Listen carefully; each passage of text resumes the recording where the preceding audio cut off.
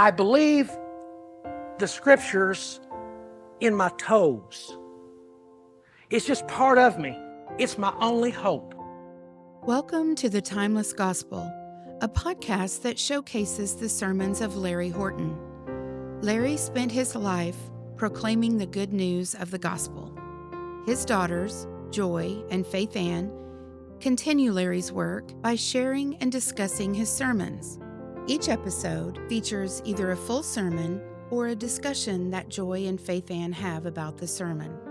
Joy and Faithann's great prayer is that the grace of God will be revealed to you through this podcast.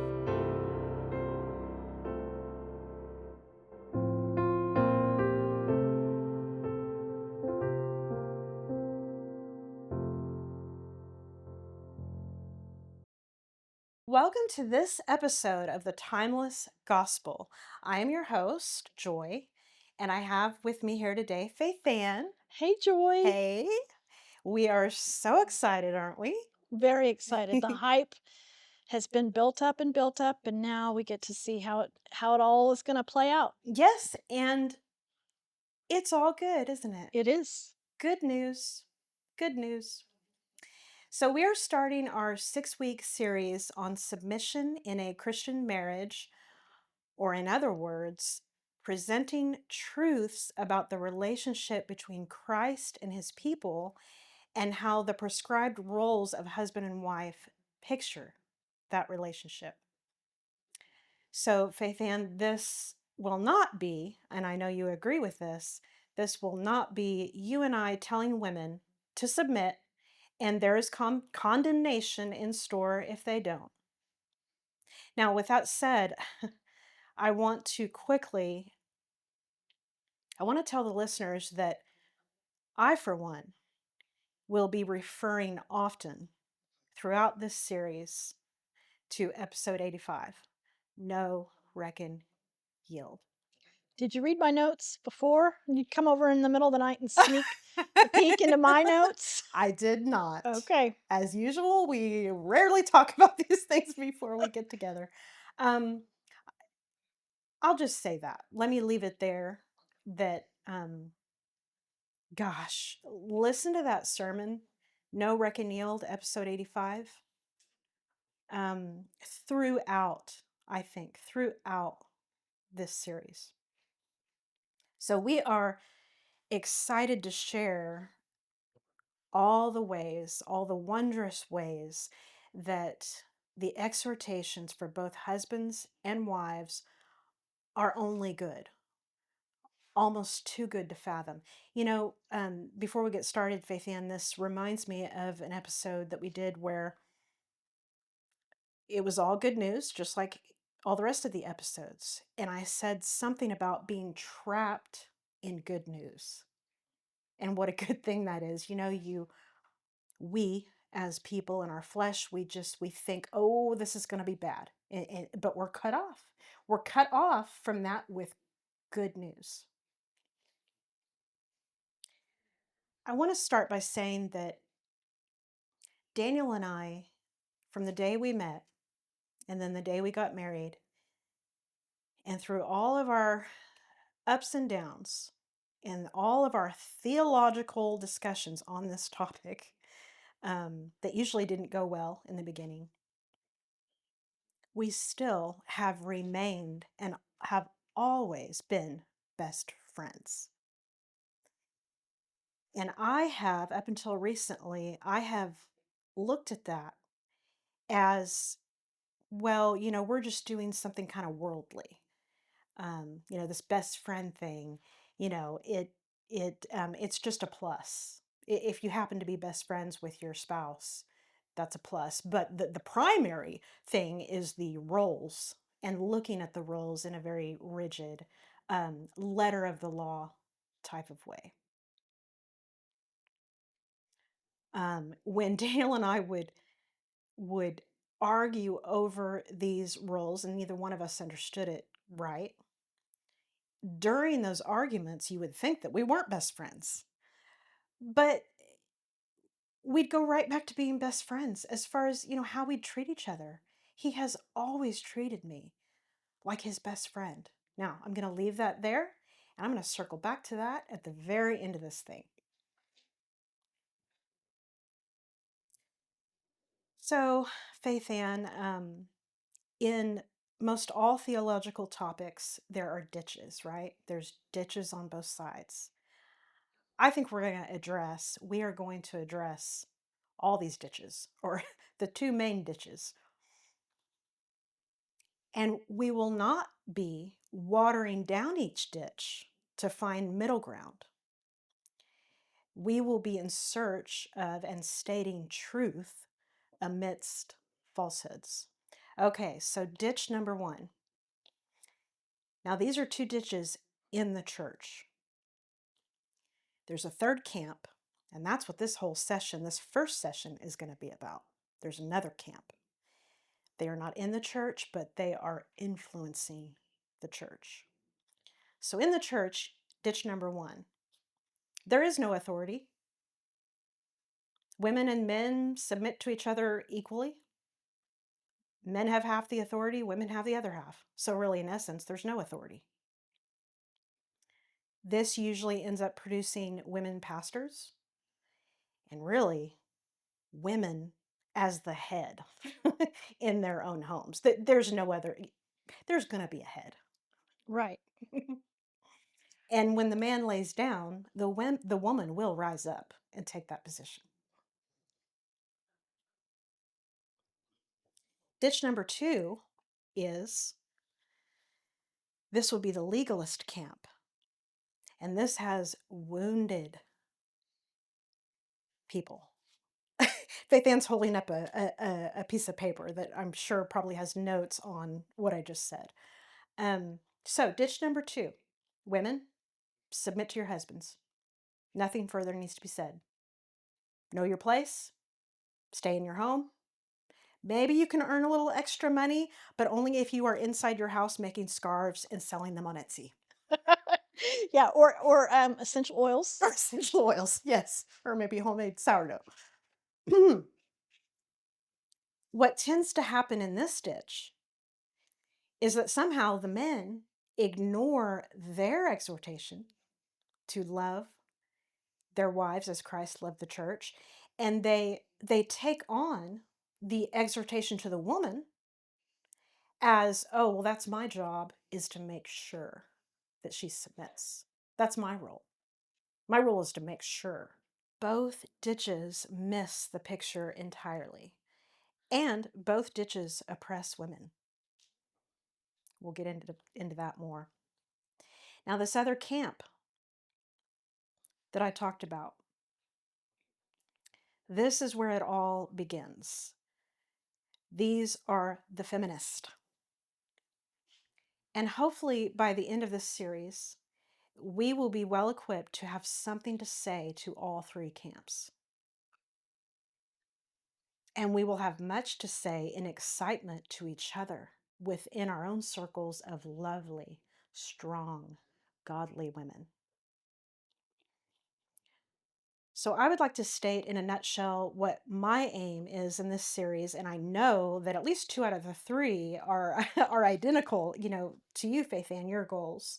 You may have additional goals, and you can state that if you'd like. So for me, my aim in this series is that we will recognize feminism as a product of the fall, and at its core oppresses women and families. My second goal is to clarify what godly submission is not, which will allow us to see the absolute goodness in the exhortation.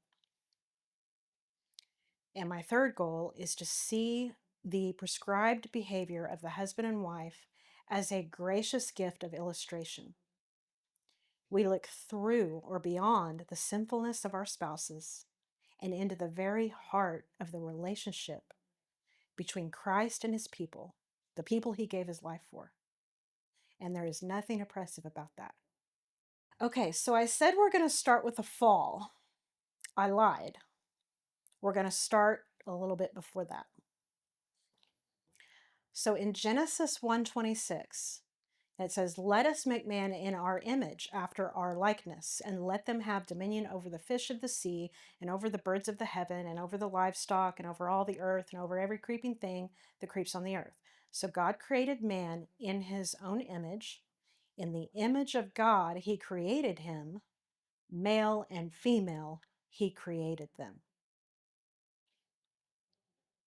Now, later, it does go into exactly how he did that, making the man first and then the woman. But here, he's saying he created man, male and female. He created them. West Huff said something to that point, and it helped me out so much to hear that man and woman together have been created to be the image of God. Well, what does that mean? The image of God is three persons in one, all diverse, in unity. Genesis 2:23, when God makes the woman and presents her to Adam, Adam says, "At last, this is bone of my bones and flesh of my flesh."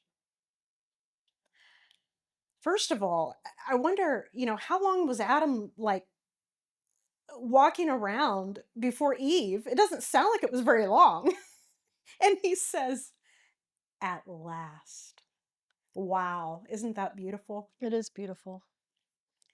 This bone of my bones and flesh of my flesh is so important. They were created to take dominion of the earth together. And you could even say as a team, with Adam as the head and Eve as the helper. And, we're either going to believe that or not. Is that oppressive? No. And we're gonna develop that. Okay. Here comes Satan.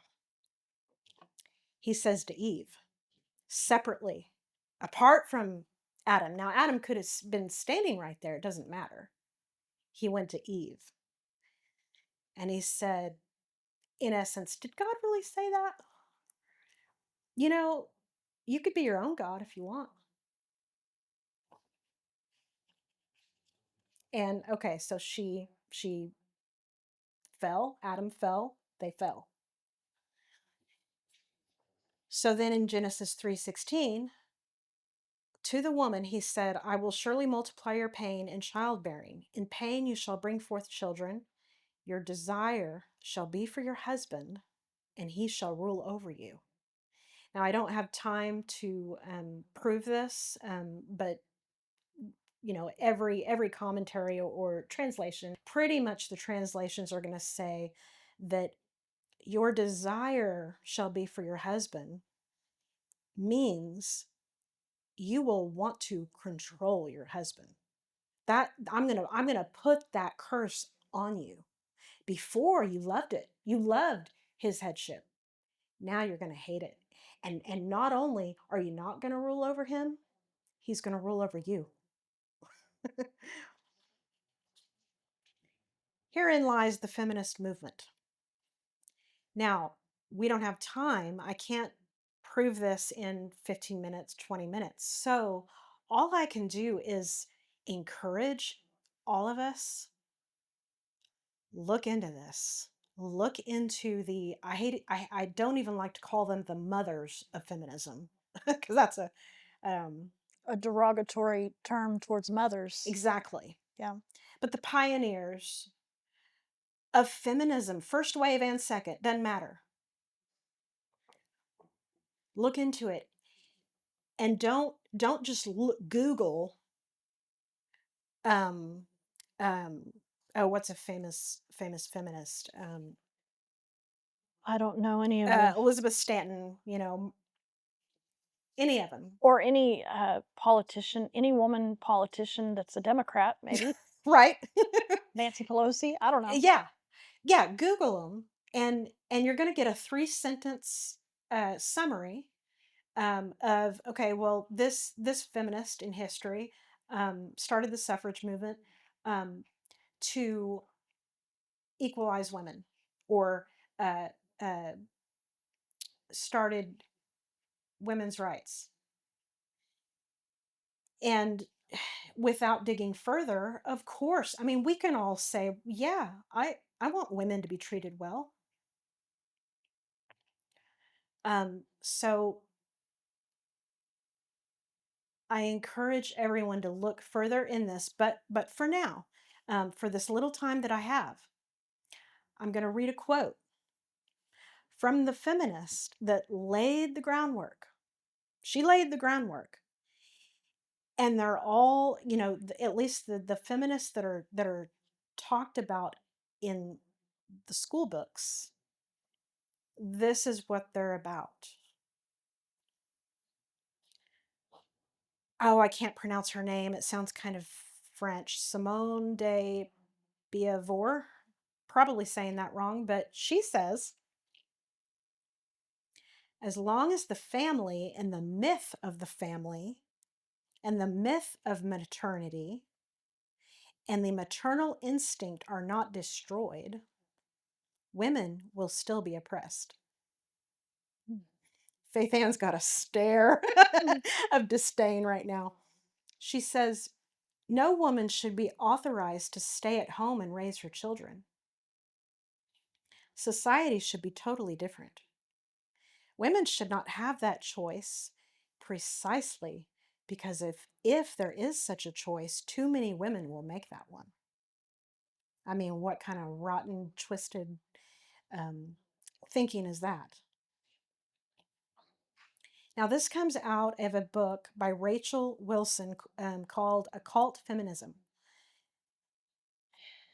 I recommend getting it. I'm going to be honest, it's not a masterpiece. There are conclusions she comes to that I don't agree with, some of her conclusions. But what I am using to come to my claim are facts, the direct quotes that she brings out in this book. And her main claims of this book are all feminist roads lead back to pagan goddess worship. And if you look closely, you will see references to pagan goddesses in modern culture everywhere. It's like you can't unsee it. Like once you know it, Yeah, it's once kind you of like know it, you can't kind unsee of it. like post mill. Like I can Yes. never unsee this. Right. She makes the claim that all women less about 6% did not want the task to vote.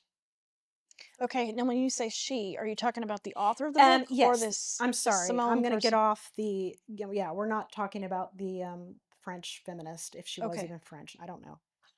But yes, Rachel Wilson, this is her book. And I'm kind of summing up her book by saying her claim is that all feminist roads lead back to pagan goddess worship, or the fall. All women, less about 6%, did not want the task to vote. I'm going to talk about that just a little bit quickly. This women voting, because it's in the air, and I'm going to talk about it. She also claims that women have had jobs, have had careers, and owned land since the beginning of time. Don't have time to prove that, but she has names. She has names of scientists and philosophers and astronomers. Women from the beginning of time. So this is kind of important. This subject of women voting is not all that important. I'm going to keep voting. Daniel and me and whatever daughter of ours that is old enough to vote in our household, we're all going to get up and proudly go vote. The Bible doesn't address that. What I'm trying to bring out with this feminism and why I think it is so important to start here, we're not going to draw this out into we're going to get onto really good stuff. But it's important to say, it's important to recognize the influence that feminism has had on our entire culture and our thinking, even as Christian women. So let me just pose this. Is the idea of a household, a man and a woman as one, discussing much who is the best person for this or that, to be president, whatever. They discuss much. The man receives much counsel from his wife, his children, even his family. He takes counsel from his family because his family actually are the most invested.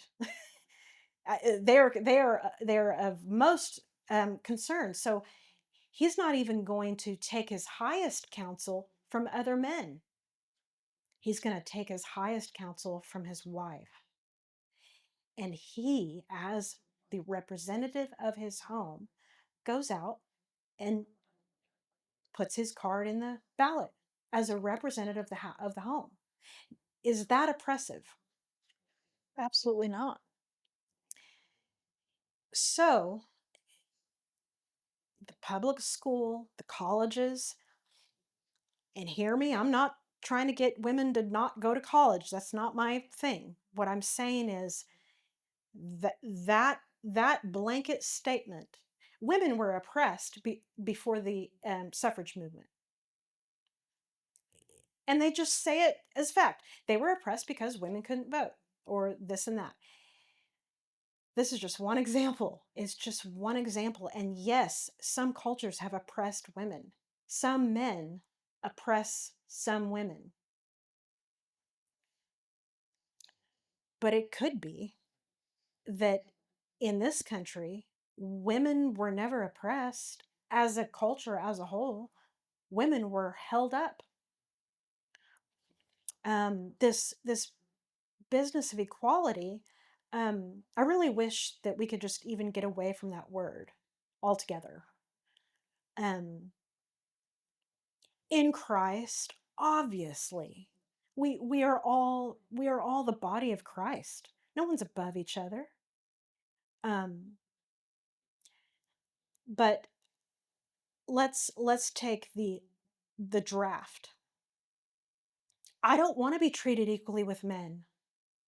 I actually want to be treated better. I don't want to be ripped away from my children and put where I just take gunfire. No, thank you. I don't. So that's one instance where men and women would not be treated equally there. I don't even know if equal's the right word, though. Exactly. They're treated differently. Treated differently. That goes back to the Godhead. They are diverse and they are one. Let me say quickly too on this topic of during the suffrage movement and how Rachel claims that most women did not want this task. Women compiled of their own volition kind of a statement, I don't know, 10, 12, 10, 12, 15 point statement, reasons why we don't want to vote. We don't want the ballot. I'm not going to list all of them, but I'll say two. One of them, they say, because women can accomplish more through counseling than they ever can attain through commanding. Oh, that's Isn't that so beautiful? good. Oh, yeah, yeah. Their other reason, among others, because the primary object of government is to protect persons and property. This duty is imposed by nature on man. The women being by nature absolved from assuming a task to them impossible. Now, whether some, I don't know whether anybody that would be listening to this, you may have opinions on this. I mean, that's totally fine. But do these women sound oppressed? Do they sound like they are puppets of their husbands just speaking? I don't think a man could put these words together. And not because they're not intelligent. I'm not saying that. But I don't, they wouldn't know women as well enough to say these words. These are intelligent women that do actually have their own thoughts. I just got this yesterday, so I don't even have time to cite anything from it. But there is a book called The Woman's Bible by one of these pioneers, Elizabeth Stanton. I've read one paragraph, and I don't know that I will be able to get through it. It is of Satan. It just is.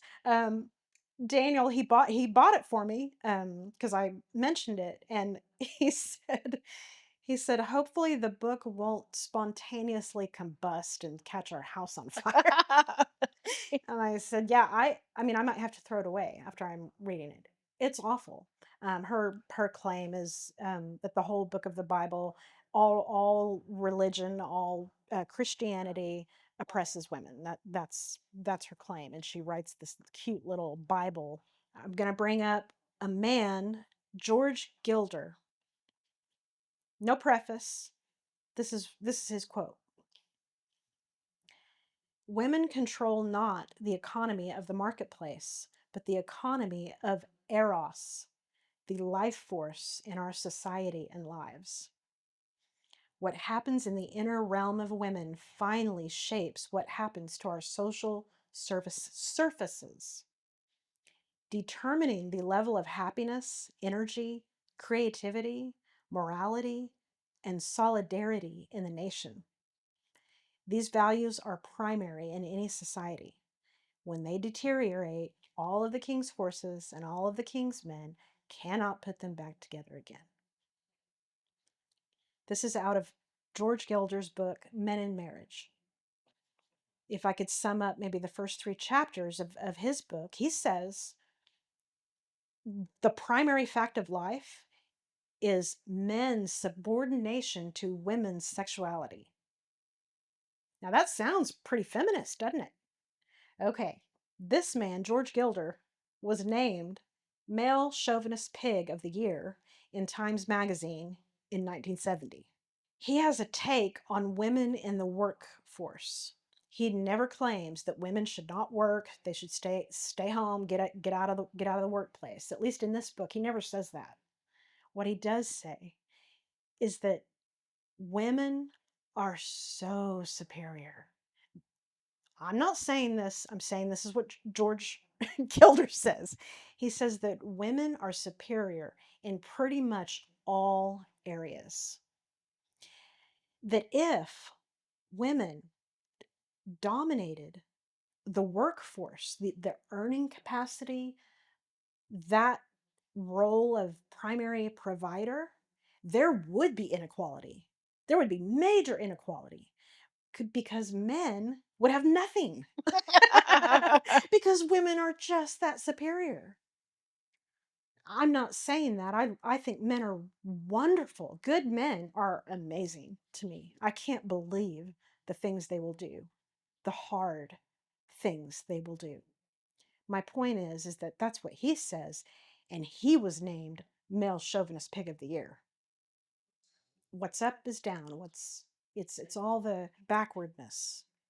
Wasn't it Trish who, when she was on the podcast, she kept saying that the foolish things of this world, wasn't it her that said, I think so. what's foolish to the world is the wisdom of God, and vice versa? Oh, yeah. Yeah. That would be a good place to start to wrap this up after everything I just said. Look into it. All of us look into it more. Any kind of fun facts. Let's share them with each other. We are all for women being treated beyond just well. And God is for that as well. And Christ, which we will get into later, but Christ lifts his bride up. He doesn't oppress his bride. So I will say that feminism isn't a wholesome cause for women. It is an attack on the family. It attempts to rip women apart. almost literally. Mm. I mean, really, actually, literally, going back to bone of my bone, flesh of my flesh. That is what they're doing when they talk about independence. They want to rip you in two. They want to rip half of you away. That's why I thought this was important to start with. In closing, I have a little thing here. My hope is that if anything that I've said here, and then through your own listeners, primarily our lovely women listeners, anything I've said and through your own digging into this, that when confronted with feminism in all its forms, that we will not have the attitude or the thought process of, well, feminists seem to have more fun with their independence and all their power. They really seem like they can just do whatever they want. That sure sounds fun, but that's not what God calls me to do. He tells me to submit and stay in my home, so I'm going to obey. Instead of that, okay, Faithann, you know how Martin Luther had his 95 thesis and he nailed it? He nailed that bad boy onto the Vatican? I don't know. What did he I'm sorry. What did he nail it to? The church, like the Catholic Church in his time. Yes. Okay. I have a 25 thesis. Could easily be turned into 95. I mean, I thought of 5 more on the way over here that aren't even on this list. So to the feminist, I say, bless, bless, just bless. No movement or persons will compel me to lower my status. I will be up here, beholding the beauty of Christ and submitting to the good order of the Creator. On this foundation, I will honor and submit to the loving direction and will of my husband. I will be up here, moving about in a wide open space with the kind hedge of my husband's love and headship. I will help my husband. I will build up my husband. I will make sweet the air of his home. I will nurture the souls of his children. I will uphold the unity of my family, my husband as the head. I will train my sons to watch their father closely and learn all they can from him. For the day to leave and cleave is approaching. I will exemplify loveliness and truth for my daughters, for this is their power. I will share in my husband's authority to manage my household, the wisdom of Christ showing me what is good. I will not be worshiping your putrid goddesses of free sex and male domination. I will stay up here where there is meaning and life. I will speak truth that will at times teach my husband. I will not rule my husband. I will not point and laugh and mock my husband at parties. I will laugh and point and mock at you. I will not be lowering my status to a slave of culture and chaos. I will stay up here building culture and embracing order. I will accept and admire my husband's masculinity as he stands in awe of my femininity. My will is my husband's will. My flesh is his flesh. We are one in purpose and in being. No man or woman will separate us. In other words, hands off my glory. Wow, Joy. Boy, I'm going to have to listen to this a few times just to soak it all in. Wow. Excellent, Joy. Excellent. Beautiful. And with the spirit of just loveliness, Oh, really, with just the spirit of confidence and peace. I think peace is what I'm getting. Ladies, do you want some freaking peace? yeah, yeah, yeah. This is peaceful. This is Yes, peaceful living. yes, yes. You are not giving up. You are only gaining. Oh, that's really good. You were Yeah. only gaining. You know, something else that it's one of the things that I thought of on the way over here, and I didn't have time to add it to this, but really just learning about all of this feminism and learning more about what the Bible has to say about women and the picture and then lots of examples of women moving about making decisions, you know, and their husbands actually listening to them, you know, all of these things. I could also maybe sum all this up by saying the source of my freedom is derived from my Father in heaven, not your movement. That's really good because then you have this eternal source. Right. You don't have a fleeting source powered by sinful man. You have an Yes. eternal source. And that's why the picture is so important to look at and know because it's eternal and it's perfect. It doesn't falter. Your husband's going to falter, you're going to falter, but the picture doesn't. Yes. Yes. Oh, that's really good. That's another layer there of it being eternal. Yeah, I'm going to keep working on this and maybe add more and I'm sure I could get to 95. And then we could have Kirsten print it off on in calligraphy like on parchment. Oh, On yeah, yeah. parchment paper. Well, I know Debbie's going to have some fun with these quotes because we're giving her, Uh-huh. a plethora of quotes to pull from. Yes. Like this information you're bringing us. So glad that you have decided to lay that foundation in the very first episode of this series. And so, thank you so much for bringing that.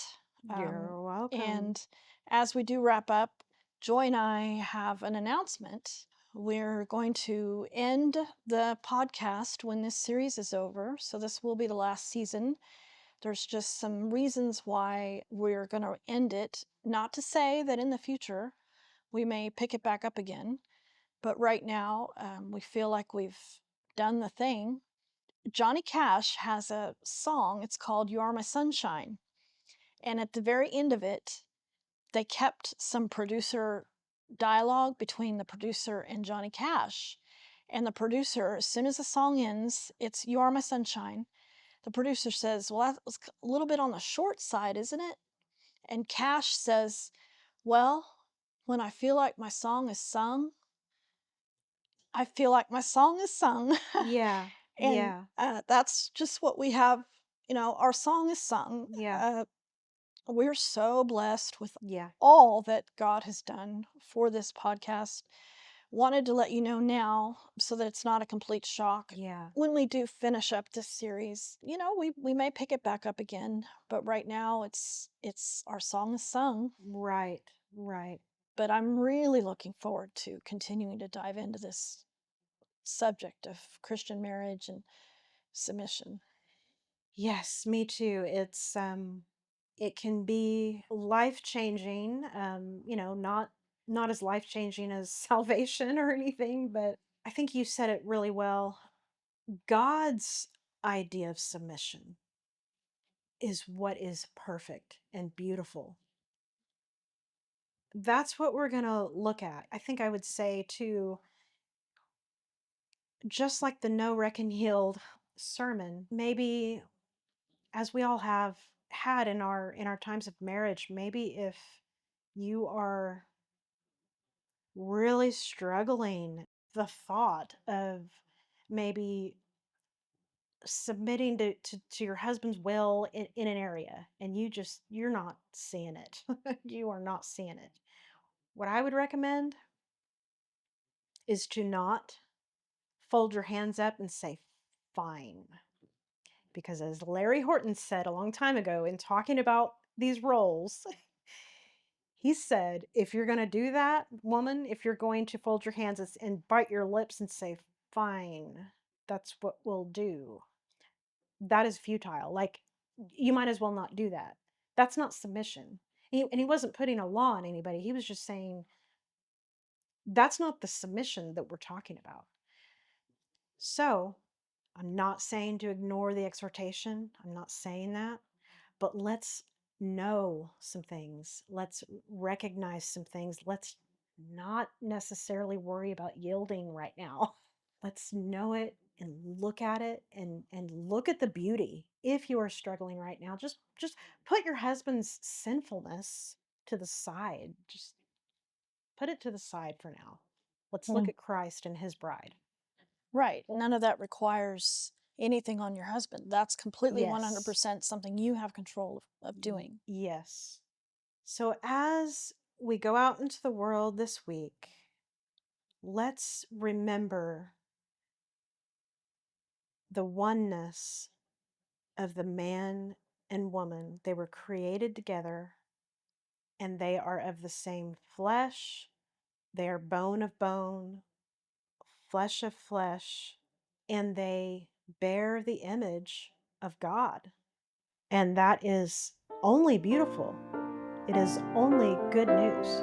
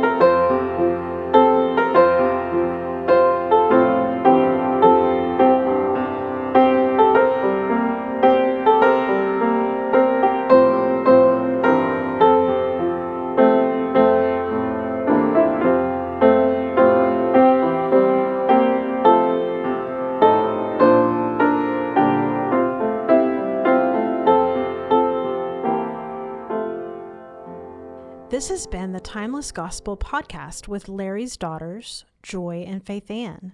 The hymn you just heard was arranged and performed by Larry's granddaughter, Mandolin. Share this episode with a friend and be sure to come back next week for more good news from the Timeless Gospel.